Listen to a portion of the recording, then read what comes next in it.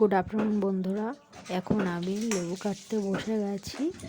গাছের লেবু 1-2 বছর আগে আমাদের গাছের ডাল কাটার কারণে খুব একটা বেশি লেবু হয়নি, 2-3টে হয়েছিল, ঝরে গিয়ে এই একটাই ছিল, সেই জন্য একটু বড় হয়েছে, ভালো পুরুষ্টও হয়েছে।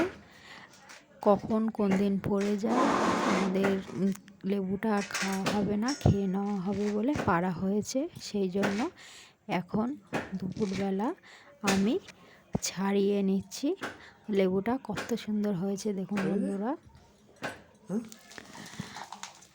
লেবুটা ভালো পুষ্ট হয়েছে। পাকা বুঝলে, ফুল পাকা একদম হেভি হয়ে, ঠিক আছে, হয়ে গেছে।